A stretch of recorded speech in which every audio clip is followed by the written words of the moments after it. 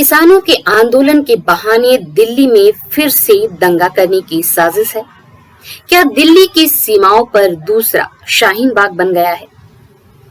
वैसे किसानों के आंदोलन को लेकर तो कई तरह के सवाल पूछे जा रहे हैं और शायद ये जायज भी हैं।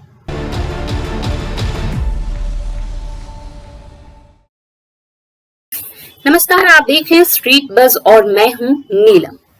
क्या आपने कभी उमर खालिद, शर्जिल इमाम, गौतम नौलखा, सुधा भारद्वाज या वरवरा राव का नाम सुना है? सुना ही होगा। ये वो लोग हैं जो खाते तो है देश की, लेकिन गाते किसी और की हैं। और कभी कभी गाते गाते इनका सुर इतना बेसुरा हो जाता है कि उससे देशद्रोह का भभक्का उठ जाता है। दिल्ली हरियाणा के सिंधु बॉर्डर पर कृषि कानूनों का विरोध कर रहे किसानों के प्रदर्शन के बीच शर्जिल इमाम, उमर खालिद समेत अन्य राजद्रोह केस में बंद आरोपियों का एक पोस्टर सोशल मीडिया पर जमकर वायरल हो रहा है। किसानों के मंच पर पोस्टर लगाया गया था।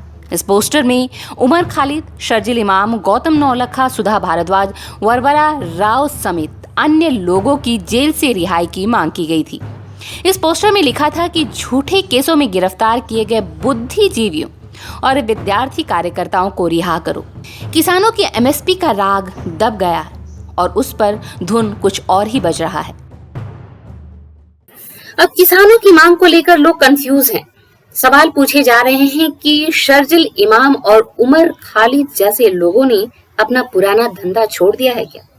वहीं लोगों को भड़काकर आपस में लड़वाने वाला। अब लगता है ये लोग जेल से बाहर आकर खेती किसानी का धंधा करने वाले हैं। वैसे भले ही किसानों के आंदोलन को एक पखवाड़ा बीत जाने के बाद देशद्रोहियों को रिहा करने की मांग उठी हो, लेकिन शुरुआत में इनका आंदोलन सिर्फ और सिर्फ कानूनों में एमएसपी को मेंशन किए जाने की मांग थी।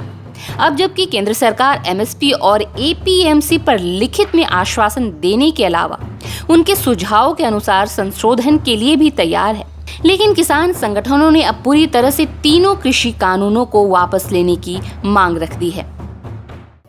अचानक किसानों की मांगों का रुख बदल क्यों गया? सवाल किए जा रहे हैं कि किसान आंदोलनों के बीच इन लोगों की यानी देशद्रोहियों की रिहाई की मांग क्यों की जा रही है? क्या अन्नदाताओं के इस आंदोलन को आतंकदाताओं ने हाईजैक तो नहीं कर लिया? हालांकि किसानों ने कट्टर वामपंथियों द्वारा उनके आंदोलन को हाईजैक किए जाने की खबरों को नकार दिया है, लेकिन इस बीच खुफिया विभाग ने इस तरह की जानकारी दी है कि प्रदर्शनकारियों के बीच कुछ कट्टरपंथी तत्व घुस आए हैं। खुफिया रिपोर्ट के हवाले से बताया गया है कि कम से कम ऐसे 10 संगठन हैं जो इस आंदोलन में घुस चुके हैं। वो न सिर्फ इस विरोध प्रदर्शन को लंबे समय तक चलाना चाहते हैं, बल्कि हिंसा को भी बढ़ावा देना चाहते हैं। उनका मकसद है कि इससे पुलिस और प्रदर्शनकारियों के बीच टकराव हो और अराजकता की स्थिति पैदा हो। हालांकि केंद्र ने हालात को देखते हुए पूरी तैयारी कर ली है। सुरक्षा व्यवस्था को दुरुस्त भी कर लिया गया है। इसको लेकर केंद्रीय गृह मंत्री अमित शाह ने हाई लेवल मीटिंग भी की। आंदोलन में इस तरह के हालात के बाद सरकार ने भी किसानों को सख्त चेतावनी दी है। केंद्रीय मंत्री नरेंद्र सिंह तोमर ने कहा है कि सरकार ने जो प्रस्ताव किसानों को दिया है उसमें सुधार तभी होगा जब किसान अपना आंदोलन वापस लेंगे। उन्होंने कहा है कि अगर किसान नहीं मानते हैं तो सरकार के तीनों कानून ऐसे ही लागू रहेंगे।